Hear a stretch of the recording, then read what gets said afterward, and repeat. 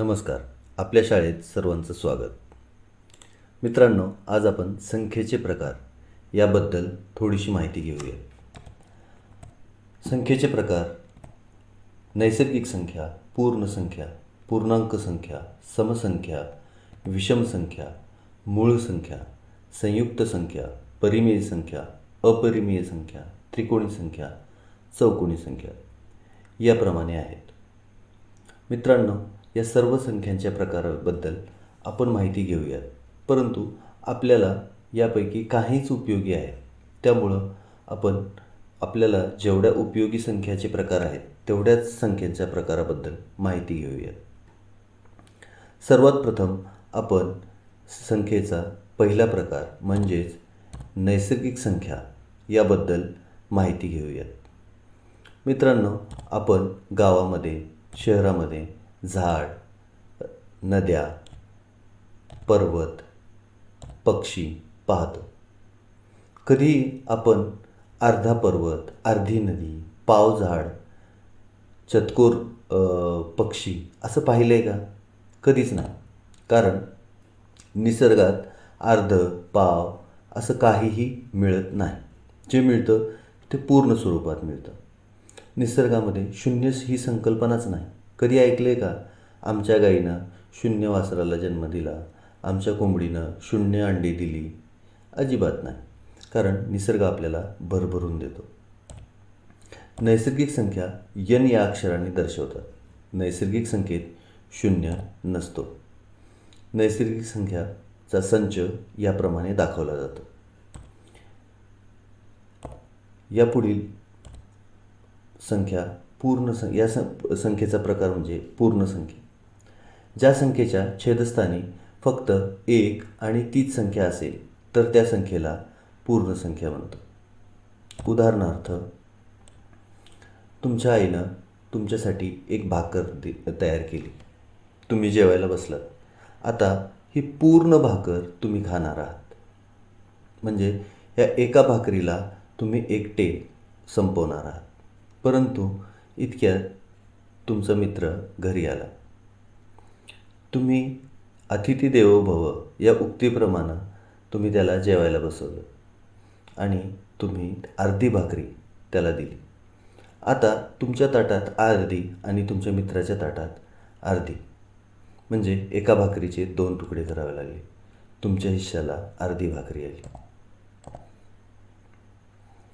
म्हणजेच ताटात घेतली तेव्हा पूर्ण भाकरी होती, म्हणजेच खाणारा एक होता. आता दुसरा कोणी आला तर त्या भाकरीचे 2 समान भाग करावे लागले, म्हणजेच आता खाणारे दोघे आहेत. इथं एक व त्याच संख्येव्यतिरिक्त दुसरी संख्या आली की त्याचे पूर्णत्व संपते. यापुढील प्रकार आहे पूर्ण संख्या. शून्य आणि नैसर्गिक संख्या मिळून तयार होणाऱ्या संचाला पूर्ण संख्या म्हणतात. पूर्ण संख्या W या अक्षराने दर्शवतात. या पद्धतीनं आपण पूर्ण संख्याचा संच दाखवतो. यापुढील संख्येचा प्रकार आहे पूर्णांक संख्या. सर्व ऋण, धन व शून्य मिळून तयार होणाऱ्या संचाला पूर्णांक संख्या असे म्हणतात. आता तुमच्यासमोर संख्यारेषा दिसत आहे. संख्यारेषेच्या मध्यभागी शून्य आहे आणि उजव्या बाजूला 1, 2, 3, 4 असे 6 पर्यंत आकडे आहे. आणि त्यापुढे तुम्हाला एक बाण दिसतो, म्हणजेच उजव्या बाजूची संख्या या अनंत अंतरापर्यंत वाढत जाणार आहेत. त्याच पद्धतीनं शून्यच्या डाव्या बाजूला -1, -2, -3 असे -6 पर्यंत अंक दिसत आहेत. आणि त्या अंकाच्या पुढे एक बाण आहे, म्हणजेच हे अंक पुढे अनंत अंतरापर्यंत वाढत जाणार आहेत. या सर्व संख्यांना आपण पूर्णांक संख्या म्हणतो. संख्यारेषेवर येणारे सर्व अंक हे पूर्णांक संख्येमध्ये मोडत असतात. चंदू आणि सुमित हे दोघे मित्र आहेत. हा चंदू आणि हा सुमित हे दोघे मित्र आहेत. यांना काचेच्या गोट्या समान वाटून घ्यायच्या आहेत. परंतु अट एक आहे की गोट्या एवढ्याच तुम्ही दिल्या पाहिजेत की त्या दोघांमध्ये समान वाटप झाला पाहिजे. मग त्या देण्यासाठी पुढील प्रकार आपल्याला मदत करेल. पुढचा प्रकार आहे समसंख्या. ज्या संख्येच्या एकक स्थानी 0, 2, 4, 6, 8 हे अंक असतात त्या संख्येला समसंख्या असे म्हणतात. आता तुम्हाला इथं काही संख्या दिसत आहेत. 4588, 78,94,232, 5,78,494, 430 या सर्वांचे एकक स्थान जर पाहिलं तर एकक स्थानावर 8, 2, 4, 0 हे अंक आहेत. म्हणजेच या सर्व संख्या समसंख्या आहेत. कोणत्याही समसंख्येचे 2 भाग करता येतात. म्हणजे त्या 2 मित्रामध्ये जर समान वाटा करायचा असेल तर गोट्यांची संख्या ही समसंख्या असली पाहिजे. नियम व क्लुप्त्या. समसंख्येचा पहिला नियम आहे कोणत्याही 2 समसंख्येची बेरीज ही समसंख्याच असते. उदाहरणार्थ आपण 12 आणि 6 या 2 समसंख्यांची बेरीज केली तर 12 अधिक 6 म्हणजे 18 येणारी ही संख्या सम आहे. म्हणजेच कोणत्याही 2 समसंख्येची बेरीज ही समसंख्याच असते. त्यापुढील नियम आहे कोणत्याही सम व विषम अशा 2 संख्येची बेरीज ही विषमच असते. पहिली समसंख्या घेऊयात आपण 8, दुसरी 9. 8 अधिक 9 17. 17 ही विषम आहे कारण तिच्या एकक स्थानी 7 आहे. म्हणजेच कोणत्याही सम आणि विषम संख्येची बेरीज जर केली तर येणारी संख्या ही विषमच असणार आहे. त्यापुढील नियम आहे कोणत्याही 2 क्रमवार समसंख्येतील फरक हा 2 असतो. उदाहरणादाखल आपण 12 ही एक समसंख्या घेतली. त्यापुढील क्रमवार समसंख्या आहे 14. या 2 संख्येतील फरक 2 आहे. आणखीन सोप्या पद्धतीने सांगायचं झालं तर 6 मध्ये 2 मिसळलं तर 8 येते. 6च्या पुढील क्रमवार येणारी समसंख्या ही 8च आहे. म्हणजेच कोणत्याही 2 क्रमवार समसंख्येतील फरक हा 2 असतो. समसंख्येची बेरीज बरोबर पहिली समसंख्या अधिक शेवटची समसंख्या भागिले 2 गुणिले एकूण समसंख्या. म्हणजेच जर असा प्रश्न आला 1 ते 20 दरम्यानच्या समसंख्यांची बेरीज करा तर 1 ते 20 मध्ये पहिली समसंख्या असेल 2 आणि शेवटची असणार आहे 20. या दोघांची बेरीज 22 असेल. या दोघांना त्या बेरजेला जर 2 न भागलं तर उत्तर 11 येईल. 2 ते 20 यामध्ये एकूण 10 समसंख्या आहेत. 11 गुणिले 10 बरोबर आपलं उत्तर येईल 110. विषम संख्या. ज्या संख्येच्या एकक स्थानी 0, 2, 4, 6, 8 हे अंक नसतात त्या संख्येला विषम संख्या असे म्हणतात. ज्या संख्येच्या एकक स्थानी 1, 3, 5, 7 व 9 हे अंक असतात त्या संख्येला विषम संख्या असे म्हणतात. उदाहरणार्थ 4581, 78,94,233, 5,78,495, 437 या सर्व संख्येच्या एकक स्थानी 1, 3, 5 आणि 7 हे अंक आहेत. म्हणून या सर्व संख्या या विषम आहेत. विषम संख्येचे 2 भाग समान भाग करता येत नाहीत. नियम.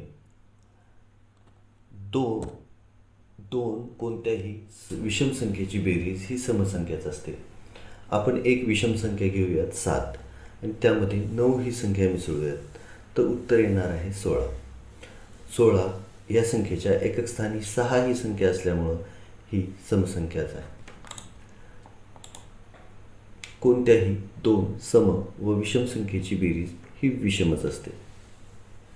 उदाहरणार्थ 6 ही एक समसंख्या आहे आणि 5 ही एक विषम संख्या आहे. 6 अधिक 5 बरोबर 11. म्हणून 11 ही एक विषम संख्या आहे.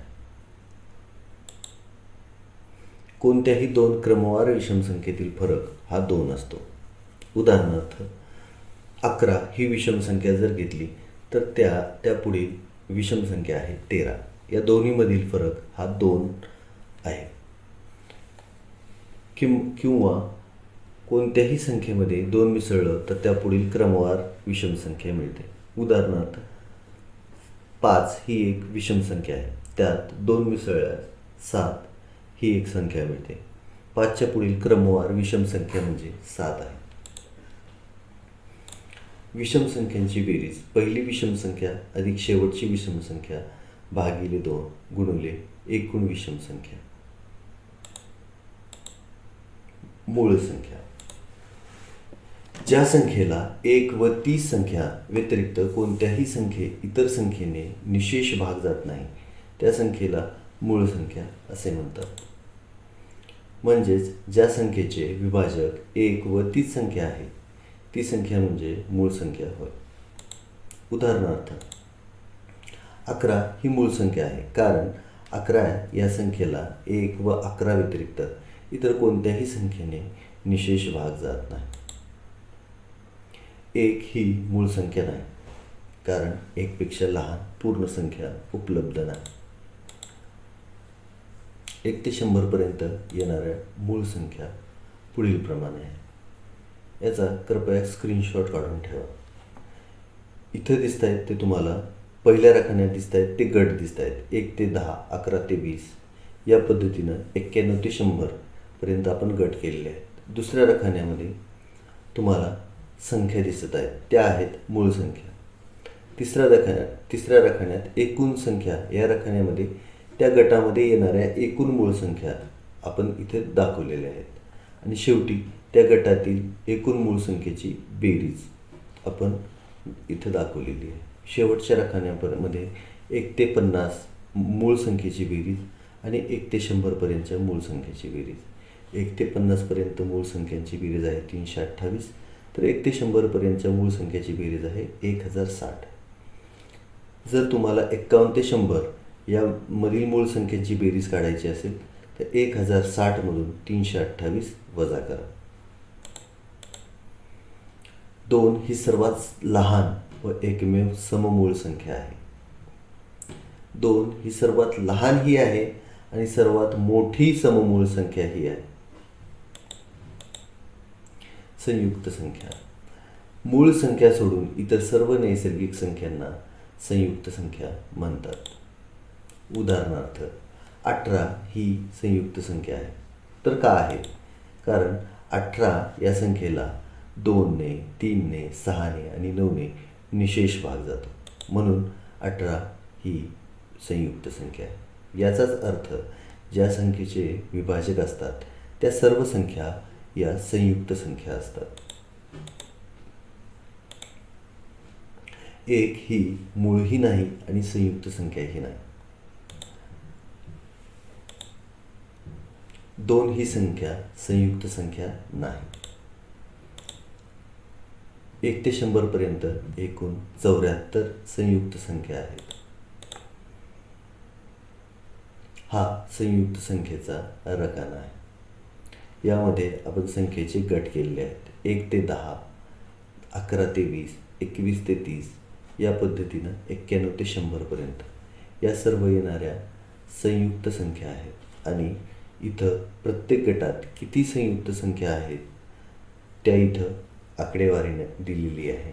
आणि इथं त्या प्रत्येक गटातील बेरीज किती आहे ते आपल्याला इथं दिसून येतं. त्या पुढील प्रकार आहे त्रिकोणी संख्या. त्रिकोणी संख्येची व्याख्या 2 क्रमवार नैसर्गिक संख्येच्या गुणाकाराच्या निमपटीस त्रिकोणी संख्या म्हणतात. त्रिकोणी संख्या या पद्धतीनं जर आपण एखादी संख्या बसवू शकत असू तर ती त्रिकोणी संख्या. या पद्धतीनं ज्या संख्येची मांडणी करता येते त्या संख्येला त्रिकोणी संख्या म्हणतात. त्रिकोणी संख्येचं सूत्र पुढील प्रमाणे आहे. त्रिकोणी संख्या बरोबर 2 क्रमवार संख्याचा गुणाकार भागिले 2. आता आपण उदाहरणासहित समजून घेऊया. 3 व 4 या क्रमाने येणाऱ्या नैसर्गिक संख्या आहेत, तर त्यांची त्रिकोणी संख्या कोणती? आता आपलं सूत्र होतं त्रिकोणी संख्या बरोबर दोन क्रमवार संख्येचा गुणाकार. दोन क्रमवार संख्या कोणत्या आहेत? 3 व 4. 3 व 4 यांचा गुणाकार 12 येतो. 12 भागिले 2. 12ला 2 भागला असता उत्तर 6 येतं. म्हणजे 6 ही त्रिकोणी संख्या आहे.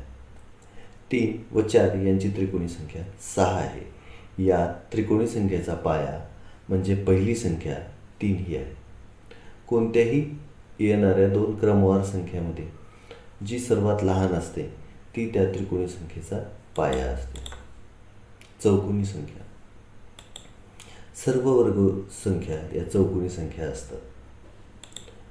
उदाहरणार्थ, जर आपण एखाद्या संख्येला या पद्धतीनं मांडू शकत असू तर ती चौकोनी संख्या येते. आणि अशी मांडणी फक्त वर्गसंख्येचीच करता येते. म्हणून सर्व वर्गसंख्या या चौकोनी संख्या असतात. तर अशा पद्धतीनं आज आपण संख्या आणि त्यांच्या प्रकाराविषयी माहिती घेतली.